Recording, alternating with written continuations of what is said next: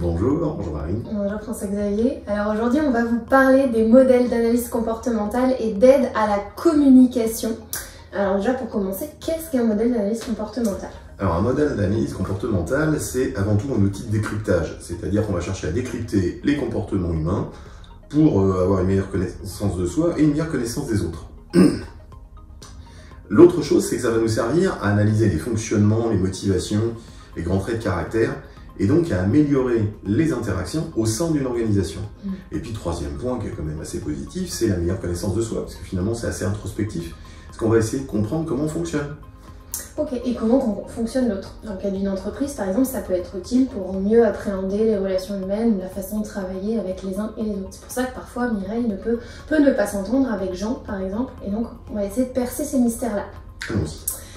Alors, en quoi, du coup, ça peut être utile dans les entreprises, globalement? Alors, globalement, on va s'en servir avant tout d'outils de management, parce que c'est surtout ça qui va concerner les entreprises, comment finalement je peux motiver mes troupes, comment je les comprends, comment je les organise aussi, parce qu'il y a une deuxième partie qui est liée à l'organisation des équipes, à savoir comment on peut les constituer. Bien sûr, améliorer les relations interpersonnelles, puisque bon, aujourd'hui, on est dans une logique de qualité de vie et d'amélioration des conditions de travail au sein des entreprises, qui sont vraiment des sujets de fond. On a la création d'un langage commun. En fait, ça c'est très pratique parce que quand on sait comment on appelle les choses et comment on sait qu'on comprend les comportements, c'est plus facile d'échanger avec les autres. Ça va être aussi des accompagnements sur l'éducation, la formation, la montée en compétences des collaborateurs, etc. La communication externe, bref, la liste n'est pas du tout limitative. Super, non exhaustif donc. Et donc pour l'heure, on va vous présenter 4 modèles, il en existe plein. Alors, des modèles, effectivement, il y en a plein sur le marché. Là, on va vous présenter les 4 plus fréquents. Donc le DISC, la process communication, l'énéagramme et le MBTI. Qui ne sont pas dans l'ordre par hasard, puisque vous allez voir, on va parler finalement de personnalité, c'est le nerf de la guerre. Et donc au fur et à mesure, on a des personnalités, un nombre qui augmente. Exactement. Et commençons par le DISC. Allons-y. Alors le DISC, en fait, c'est 4 personnalités. Le modèle a été créé par un monsieur qui s'appelle William Moulton Marston, qui est psychologue et aussi un inventeur de théories qui permet d'expliquer les émotions et notamment leur manifestation physique. Okay. C'est quelqu'un qui est d'ailleurs le père de Wonder Woman. Voilà, c'est lui qui a créé la BD. Et donc il a déterminé qu'il y avait 4 styles de comportement humain, d'où le nom de DISC d'ailleurs, dominant, influent, stable et confort. Donc 4 personnalités, 4 couleurs. Exactement. 4 personnalités, 4 couleurs, même si quand on va dans le détail, on va se rendre compte qu'il y a aussi une palette qui est beaucoup plus nuancée et qu'on va avoir des personnalités qui sont un peu entre deux et qui vont permettre en fait de positionner nos réalités de manière un petit peu différente. Autre chose, comme d'habitude, d'ailleurs sur tous les modèles c'est le cas, vous n'êtes pas un seul numéro, vous n'êtes pas une seule couleur, vous êtes un peu un mélange de tout, ce qui permet de donner le vrai reflet de votre richesse. Ouais, on a une palette finalement, c'est pas tout rouge ou tout vert. C'est ça. On va venir piocher dans les personnalités. Ok, je crois que ce modèle-là, il présente l'avantage d'être simple finalement, parce que 4 personnalités... Ah, super simple. 4 personnalités, facile à comprendre, c'est assez facile de se situer. Quand je dis se situer, c'est se situer sur les différentes personnalités, savoir lesquelles sont les plus prenantes chez nous. Donc là, ce qui va être facile, c'est qu'en termes d'explication, on n'est pas non plus sur du cours magistral de 15 ans. Très pragmatique, très facile à utiliser. Ludique aussi. Ludique, parce que basé sur des couleurs. Et donc, quand vous avez décidé d'embarquer tout un collectif, c'est vraiment l'outil qui aujourd'hui est le plus simple à mettre en place. Ok, merci pour le DISC. On va passer à la process communication, donc 6 personnalités. Alors, 6 personnalités. Là, on tombe sur le modèle qui a été inventé par Tevi Keller. Tevi Keller est un psychologue clinicien. Et lui, il est parti du principe qu'on avait un immeuble de personnalités. Donc en gros, il y a 6 personnalités à l'intérieur, mais on les a toutes. Ok. On les a toutes, mais à différents étages. Donc on a le rez-de-chaussée et on monte. Exactement. Et en fait, on aurait plutôt dû parler d'une pyramide, parce qu'en fait, c'est à la base, on a 100% de capacité de communication, et plus on monte dans les étages, plus ça se raréfie. Un peu comme si on avait un téléphone avec une batterie qui était chargée à 100% en bas. Et plus on monte dans les étages, moins on a de temps, donc moins de réserve, donc plus de stress, difficulté à communiquer, et donc voilà, on se retrouve dans des phases qui sont un petit peu plus compliquées, qui amènent de la mécommunication. Ok, donc si je comprends bien, ce que j'ai au rez-de-chaussée, pour mon immeuble, c'est celui qui finalement va être la personnalité qui va être la plus facile d'accès pour moi. Et plus je vais monter, moins ça va être confortable, c'est ça? C'est ça, c'est exactement ça.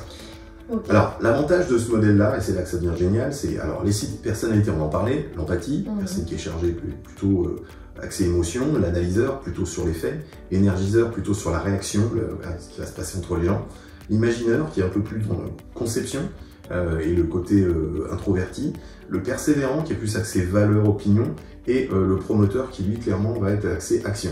Ok, le fonceur. Voilà. Une fois qu'on a ces 6 personnalités, ce qu'il faut comprendre, c'est qu'elles ont toutes des points forts, une perception du monde, elles ont aussi des comportements sous stress, et un canal de communication privilégié. Qu'est-ce que ça donne? Ça veut dire qu'en fait, Teddy Keller a eu un truc génial dessus, c'est qu'il est capable de prévoir les séquences de stress quand les gens vont pas bien. Or, comme il connaît aussi les besoins psychologiques de chacune des personnalités, grâce à ce modèle, vous n'avez pas que la séquence de stress qui arrive qui est prédictible, vous avez aussi le moyen à un moment de faire remonter les gens en énergie. Donc c'est pour ça que le modèle est particulièrement intéressant. J'ai la carte finalement et j'ai le bon véhicule. C'est ça, je sais comment solutionner les problèmes. Okay. Et ça reste un modèle accessible dans la mesure où il y a 6 personnalités et voilà, en quelques jours vous êtes capable de former vos équipes et les bons réflexes par rapport à ça. Ok, on l'a pas précisé pour le disque, mais le disque et la ProcessCom et le MBTI dont on parlera après nécessitent de passer un test, un inventaire de personnalité. Alors nécessite ou pas, enfin, bien sûr le test sera un avantage puisque ça vous permet de vous situer. Et donc là vous avez une réponse. Maintenant c'est un test, donc un test ça veut dire que ça peut être biaisé, ça peut être avec un facteur de fiabilité qui n'est pas forcément top. La seule personne qui se connaît c'est vous. Et donc voilà, donc ça veut dire que quand vous passez un test, il faut toujours prendre ce recul, de se dire ce n'est qu'un indicateur, c'est une base de réflexion. Peut-être que ça peut être surprenant. Et des fois, en fait, on ne se voyait pas tel qu'on est. Et ça peut être une réalité qui est confrontante, mais sur laquelle on peut avancer. Puis il y a des moments, oui, on est passé à côté du test, on était la tête ailleurs, préoccupé, on a voulu bien faire ou trop en faire, et puis voilà, on a biaisé un peu la chose, et du coup, c'est assez loin de ce qu'on est. La seule chose qui va compter, c'est ce que vous sentez à l'intérieur. Ça donne une grille de lecture, mais on ne nous met pas dans une case. C'est ça. Là, si on s'intéresse à l'énéagramme maintenant, 9 possibilités, 9 personnalités qui vont être à l'intérieur. C'est un schéma ésotérique sur lequel vous avez un cercle et à l'intérieur, vous avez des liens entre les différentes personnalités. Donc, sur les 9 personnalités, on va trouver le perfectionniste, l'altruiste, le battant, le romantique, l'observateur, le loyal, l'épicurien, le protecteur et le médiateur. Ça fait un peu étiquette tout ça. Hein. Alors, oui et non, parce que comme d'habitude, oui, vous commencez par un point. C'est la particularité de l'énéagramme, c'est que vous avez une clé d'entrée. Mais cette clé d'entrée fait qu'à un moment, vous pouvez aussi aller chercher des qualités, ou plutôt des attitudes, ou plutôt des comportements qui vont être sur, par exemple, des personnalités qui sont à côté. Si je suis altruiste, je peux avoir des éléments perfectionnistes ou battants qui peuvent apparaître. Et puis, j'ai aussi des liens avec d'autres personnalités. Si je suis altruiste, par exemple, le côté protecteur peut avoir une influence sur moi, ou le côté romantique peut avoir une influence où je peux avoir envie d'aller vers ces personnalités-là. Donc c'est un modèle prédictif dans la mesure où il va suivre votre évolution au travers de votre vie, de manière très structurée, très logique. Alors non, c'est pas de la divination, mais bien sûr c'est un modèle qui est très utilisé par des personnes qui sont proches de mouvements religieux, parce que ça a été beaucoup porté par ça. Il date de moins de 400 ans, je sais. C'est ça, c'est le plus vieux modèle, et d'ailleurs on le retrouve dans des textes assez anciens. Et qui est utilisé par des Grecs, des Romains, etc. Sur cette figure-là, ce qui va nous intéresser, c'est d'un point de vue introspectif, on va loin avec ce modèle-là. Mais en revanche, la problématique, c'est qu'on va très loin, mais on risque de se perdre un petit peu dans l'analyse. Donc, c'est très intéressant si on fait du coaching, c'est très intéressant si on fait du développement personnel. Ça va être un petit peu moins pratique quand on veut l'utiliser au stade de l'entreprise. Parce qu'il faut déjà comprendre le modèle, c'est quand même beaucoup plus compliqué. Et quand on veut comprendre le modèle, il va falloir gratter beaucoup. Donc, moins facile d'utilisation. Moins accessible. Peut-être très intéressant pour la partie individuelle, pour la découverte de soi, quand on est un peu sur un chemin de vie finalement. C'est ça. Ok, chouette. Ça marche. On passe maintenant au MBTI. Le MBTI, alors MBTI en fait c'est un acronyme encore une fois. C'est en fait Catherine et Isabelle, sa fille, qui ont décidé, qui s'appelle Brinslinger, en famille. En famille, qui ont décidé de se dire tiens, Il y a un monsieur qui s'appelle Carl Gustav Jung qui a fait un super truc sur l'analyse des gens et qui a déterminé qu'on avait 4 dimensions fondamentales. Et elles ont théorisé la chose. Ah non, enfin c'est Carl Jung qui a théorisé et elles les ont modélisé presque sur un tableur Excel pour dire, en fait, voilà, toutes les possibilités donnent au total 16 grandes familles de caractères. Alors, pour arriver à 16, on va commencer par le début. Sur les 4 dimensions fondamentales, chez Jung, on va avoir l'orientation de l'énergie. Est-ce que c'est introverti, extroverti? Le modèle de perception de la réalité, est-ce que je suis sur la sensation, l'intuition? Les critères de décision, est-ce que je suis dans la pensée, est-ce que je suis dans le sentiment? Et bien sûr, la gestion de la décision, donc est-ce que je suis sur le jugement ou la perception? Tout ça, ça va nous donner des mélanges de lettres qui vont se donner. Et au total, on arrive à 16 combinaisons possibles. Et ces 16 combinaisons donnent une personnalité spécifique. Alors comme d'habitude, on va avoir un mélange de différents axes de personnalité. Vous n'êtes pas uniquement dans une case, mais vous avez plusieurs dominantes.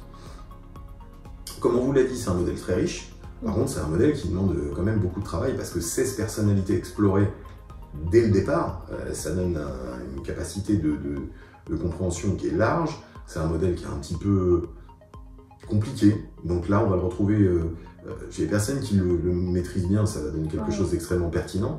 Mais si vous formez vos équipes rapidement dessus, il y a peu de chances que ça donne des effets. En fait, c'est un modèle d'analyse très intéressant, mais par contre, il nécessite beaucoup plus de travail. Et comme il nécessite beaucoup plus de travail, en fonction de vos réalités, c'est vous qui ferez vos choix. Oui, c'est ça. Il n'y a pas un modèle qui est mieux que l'autre. Finalement, ça dépend plutôt de la typologie de collaborateurs, des problématiques ou des besoins et de ce que vous voulez en faire pour vous, parce que finalement, ça joue aussi. Donc en fait, chacun des modèles va présenter des avantages et des inconvénients. Et de manière à ce que vous y voyez encore un petit peu plus clair, ce qu'on va faire, c'est qu'on va vous faire des capsules qui vont être centrées sur chacun des modèles, et qui du coup vous permettront de faire un choix éclairé par rapport à ce qui correspond plus à vos besoins. Donc moralité, on se retrouve un petit peu plus tard pour d'autres vidéos plus détaillées sur chacun des modèles. C'est ça. On fait ça. À bientôt. À bientôt.